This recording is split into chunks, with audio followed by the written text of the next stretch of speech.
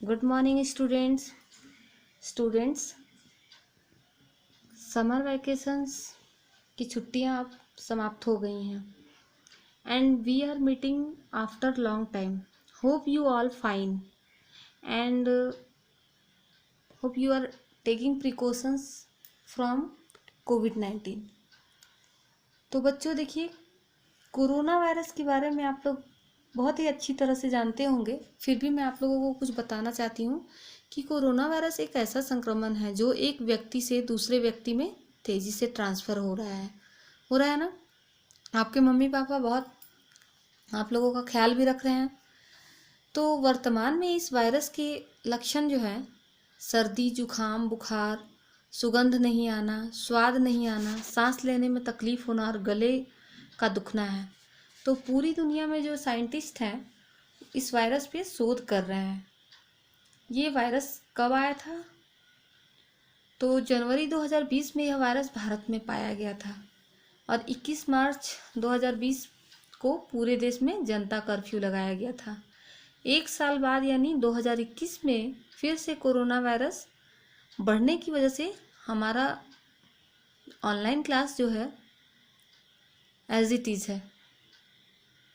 तो जो व्यक्ति कोरोना पॉजिटिव है उसके संपर्क में आने से सबसे पहले यह फैलता है। साथ ही किसी व्यक्ति के द्वारा खांसने या बारीक पार्टिकल हमारे शरीर में प्रवेश करते हैं, इससे संक्रमित होने का खतरा रहता है। इसलिए आप लोगों को बार बार बोला जा रहा है कि बातचीत के दौरान कम से कम 3 फीट की दूरी बना के रखें, मास्क भी लगातार रखें अपने पास और लगाएं उसको। जब किसी दूसरे व्यक्ति के पार्टिकल आपके संपर्क में आते हैं तब संक्रमण का खतरा बढ़ जाता है। तो इसलिए आप लोगों को बार बार मम्मी पापा भी कहते होंगे और टीवी में ऐड भी बहुत आ रहा है और टीचर्स भी आप लोगों को कह ही रही हैं कि बार बार साबुन से हाथ अच्छी तरह से धोएंगे। अगर आप कहीं बाहर हो तब आप हैंड सैनिटाइज़र का यूज़ करेंगे और घर पे हो तो हैंड सैनिटाइज़र यूज़ करने की ज़रूरत नहीं है, क्योंकि घर पे हो तो पानी भी है ही, साबुन भी है ही। तो नॉर्मल साबुन से जिससे आप नहाते हैं उससे हैंड वॉश बार बार किया जा सकता है। इससे इन्फेक्शन नहीं रहेगा, क्योंकि हैंड सैनिटाइज़र भी एक तरह से नुकसान कर रहा है हमारे स्किन को। तो स्टूडेंट्स देखिए, लेट्स स्टार्ट हिंदी रीडर। तो आज हम लोग हिंदी रीडर पढ़ेंगे, ठीक है। हिंदी रीडर में है चैप्टर 4 आज आप लोग पढ़ोगे। ये एक स्टोरी है, सबसे गुणी कौन। यहाँ एक राजा रहते हैं जिनके 3 बेटे रहते हैं, उन्हीं के बारे में मैं आज आप लोगों को बताऊंगी। ये कहानी बहुत ही इंटरेस्टिंग है, इसको आप लोग खूब अच्छे से मन लगा करके पढ़ोगे 2 से 3 बार, क्योंकि मैं इस बार जो क्वार्टरली में क्वेश्चन देने वाली हूँ वो इनसाइड भी रहेगा। तो इसलिए आप लोगों को इस बार थोड़ी मेहनत ज़्यादा करनी होगी, है ना। तो ये देखिए, जैसा कि आप लोग पिक्चर देख रहे हैं, open your page number 22 in your Hindi reader book. Chapter 4 है सबसे गुणी कौन। ये कहानी है एक। तो एक राजा रहते हैं, उनका नाम परमजीत रहता है। वो बहुत ही शक्तिशाली, दयालु रहते हैं और एक न्यायी राजा रहते हैं। उनका जो राज्य था वो बहुत बड़ा था और उस राज्य के लोग जो थे बहुत ही सुख व संपन्नता से भरा जीवन व्यतीत कर रहे थे। तो राजा परमजीत जो है अपनी प्रजा की सुख सुविधाओं का बहुत ध्यान रखते थे और उनके गुणों की ख्याति बहुत दूर दूर तक फैली हुई थी। तो प्रजा भी उनसे इतनी खुश थी कि उनकी प्रशंसा करते नहीं थकती थी। तो समय के साथ साथ ये जो राजा हैं जिनको आप लोग देख रहे हैं, ये देखिए, ये राजा हैं पिक्चर में, ये उनके 3 बेटे हैं। तो ये समय के साथ साथ बूढ़े हो चले हैं, तो ये इनको महसूस हो रहा है कि अब शासन का जो काम काज है मैं नहीं संभाल पाऊंगा। तो इसलिए राज सिंहासन पर अपने किसी एक ऐसे योग्य राजकुमार को बैठाऊं जो कि राजकाज अच्छे से संभाले, और मैं मतलब शेष दिन जो है मैं भगवान के भजन में लगाऊंगा, ये ऐसा विचार करते हैं। तो अपने तीनों राजकुमार को बुलाते हैं और कहते हैं कि उन्होंने एक योजना बनाई कि आखिर सबसे तीनों में गुणी कौन है और व्यवहार कुशल कौन है, ये कैसे पता चलेगा राजा को। ऐसे तो तीनों राजकुमार इनके बहुत ही अच्छे थे, लेकिन सबसे अच्छा कौन है ये इनको पता लगाना है। तो इन्होंने एक योजना बनाई।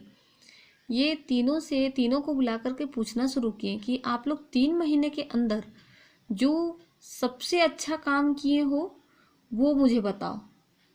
तो जो सबसे बड़ा बेटा रहता है वो कहता है कि पिताजी, एक बार नगर के सेठ ने मुझे बहुत सारे रत्न दिए थे और उस रत्नों का लेखा जोखा उनके पास नहीं था। अगर मैं चाहता तो उसमें से कुछ रत्न निकाल सकता था, लेकिन मैं जहाँ उन्होंने पहुँचाने को दिया था मैं सुरक्षित उस रत्नों को पहुँचा दिया। तो राजा अपने बेटे की बात को सुन करके मुस्कुराया, कुछ बोले नहीं। अब मंझले बेटे जो हैं बलजीत की बारी थी। तो बलजीत ने कहा कि पिताजी, कुछ दिन पहले नदी के तट पर मैं जब टहल रहा था तभी एक छोटा बालक खेलते खेलते नदी में गिर गया था। तो मैंने अपने प्राणों की जो है तनिक भी चिंता नहीं किया, तुरंत नदी में कूद गया और लहरों से संघर्ष करते हुए तैरते हुए उस बालक को सुरक्षित बचा लिया। तो राजा बलजीत की बात ध्यानपूर्वक सुन रहे थे। फिर उन्होंने सबसे छोटे बेटे मंजीत की बारी जब आई तो वो मंजीत से भी पूछे। तो मंजीत बोले कि पिताजी, एक दिन मैं पहाड़ी पर बने शिवालय की तरफ जा रहा था तो वहाँ मुझे पहाड़ी पर अपना एक पुराना शत्रु सोया हुआ मिला और वह एक ऐसी चट्टान पर सोया था कि यदि वह करवट लेता तो वो सीधा गहरी खाई में गिर जाता और उसके जान चले जाते। तो इसलिए मैंने उसकी शत्रुता को भूलकर उसको नींद से जगाया और उसको खतरे के प्रति सचेत कर दिया, मतलब बता दिया कि देखो यहाँ खतरा है, तुम गिर जाओगे, उठ जाओ, यहाँ मत सो। तो ये जो काम मंजीत ने किया तो इस तरह से उसके शत्रु पर इतना ज़्यादा प्रभाव पड़ा कि वो अपनी दुश्मनी को भूल करके दोस्त हो गया मंजीत से, राजा के सबसे छोटे वाले बेटे से।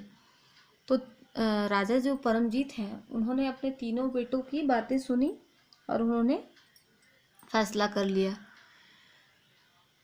तो उन्होंने कहा कि तुम तीनों ही अच्छे हो, किंतु तुम तीनों में सबसे अधिक गुणी व्यवहार कुशल मंजीत है, क्योंकि जो व्यक्ति सच्चा वीर तथा उदार हृदय वाला होता है वही शत्रु की प्राण की रक्षा कर सकता है। राजा ने कहा अपने दोनों राजकुमार से, क्योंकि जो मंजीत है वो अपने सूझबूझ से शत्रु को भी मित्र बना लिया और तुम दोनों ने जो किया वो तुम्हारा कर्तव्य था।